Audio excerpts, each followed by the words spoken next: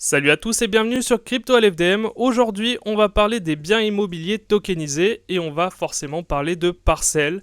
Étant donné que c'est sur Solana, j'étais obligé d'en parler. Je sais que beaucoup ont déjà traité le sujet, mais ce qu'il faut savoir, c'est que beaucoup pensent aussi que c'est terminé, qu'on ne peut plus farm parcelles parce que la saison 1 est terminée. Évidemment, ça va dépendre de votre classement. Il y a 3 moyens d'obtenir des points. Je vais pas vous mentir, il y a le premier moyen évidemment, c'est d'apporter de la liquidité, donc vous apportez de la liquidité pour les traders. Le deuxième moyen, c'est de trader, et le troisième moyen que personne ne vous dit, et pourtant c'est bien le cas, c'est d'obtenir des points par le référal. Et oui, vous obtenez 10% des points que vous référez. Donc vous n'êtes pas obligé d'utiliser mon référal si vous n'avez pas envie de le faire, mais tant qu'à faire aussi, je vous invite vraiment à vous référer vous-même tant qu'à faire, parce que ça vous sera plus profitable. Vous utilisez peut-être mon référal si vous le souhaitez, et ensuite derrière vous, vous mettez un gros compte sur lequel vous allez pouvoir vous référer vous. Comme ça, vous gagnerez des points. Donc tout va se faire en USDC, donc vous allez devoir déposer des USDC. Alors vous pouvez soit déposer directement quand vous faites un approvisionnement en liquidité, soit si vous voulez trader, vous pouvez ici commencer à déposer vos cryptos. Il vous faudra au préalable créer un compte, c'est très rapide à faire. Et n'oubliez pas d'activer ici, vous allez voir normalement ici, si vous avez un nouveau compte, d'activer votre compte pour les points.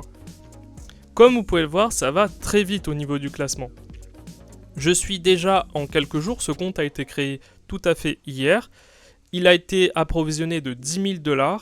Et vous pouvez voir que je suis passé quand même de 171 000 dernier donc à 68 000 en l'espace de un seul jour. Donc évidemment ça sera plus compliqué au fur et à mesure du temps et au fur et à mesure que je progresserai dans le classement. Mais c'est pour vous dire que plus vous allez mettre de liquidité et plus vous allez aller vite pour grimper dans le classement. Et ça de toute façon c'est assez facile à faire dans la mesure où je pense que le panier moyen ça doit être aux alentours de 100 à 1000 $. Donc si vous mettez 20 000, 30 000 $, vous êtes assuré d'être dans le top. Alors je dis le top, ça doit être le top 1000 ou top 10 000, mais au moins vous êtes dans le top. Et comme je vous l'ai dit au début, la meilleure manière d'obtenir des points de manière assez safe, c'est d'apporter de la liquidité. Donc vous allez ici dans Provide Liquidity et vous allez faire Deposit Liquidity juste là. Et là, par exemple, j'ai posé 10 000 $ et avec 10 000 $, vous voyez qu'on obtient 42 000 points par jour, ce qui est assez convenable, ce qui normalement en quelques jours devrait me faire grimper assez vite dans le classement. Apporter de la liquidité pour les traders, c'est la manière la plus simple et la plus safe d'obtenir des points et aussi d'obtenir un petit rendement aussi, mais c'est contraignant parce que vous allez devoir bloquer votre investissement pendant 30 jours. Alors, c'est en USDC, donc ça ne variera pas beaucoup. Sauf évidemment si demain tous les traders gagnent et dans ce cas-là vous allez perdre de l'argent. Alors je ne sais pas combien, mais en soi c'est comme le JLP, ça dépendra évidemment des performances du marché.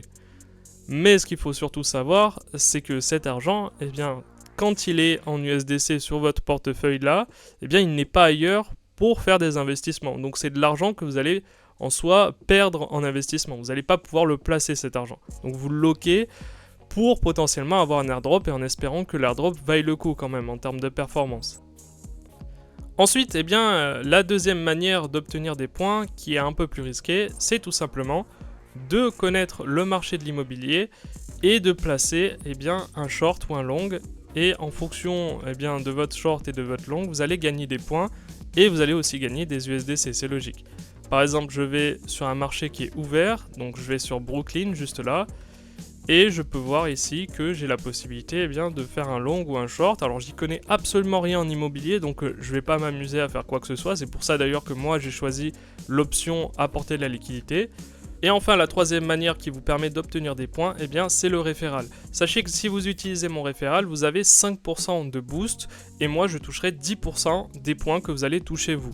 Donc c'est pas de l'argent, hein, c'est juste des points, tout ça c'est tout en points. Donc évidemment ça vous prend rien sur votre portefeuille, ça prend que des points. Donc si vous voulez soutenir la chaîne et nous soutenir nous, vous pouvez utiliser notre référal, donc c'est LFDM juste là. Vous n'êtes pas obligé de l'utiliser. Ce que vous pouvez faire aussi si vous le souhaitez, c'est vous faites d'abord votre compte, vous vous référez vous-même et avec le deuxième compte sur lequel vous allez utiliser, vous utilisez notre référal. Donc nous on ne touchera pas le plus gros de vos points évidemment, mais vous aurez du coup doublement référal. Et donc vous, ça vous permettra de booster 2 comptes. Voilà, je vous remercie d'avoir suivi cette vidéo. Elle était assez courte, mais sincèrement, il n'y a pas grand chose à dire de plus, sauf si vous voulez entrer dans les détails sur Parcel. Mais si vous voulez juste être actif pour le prochain airdrop, eh bien, ça vous suffira largement. Voilà, je vous remercie d'avoir suivi cette vidéo. On se retrouve pour une prochaine vidéo. Ciao, ciao!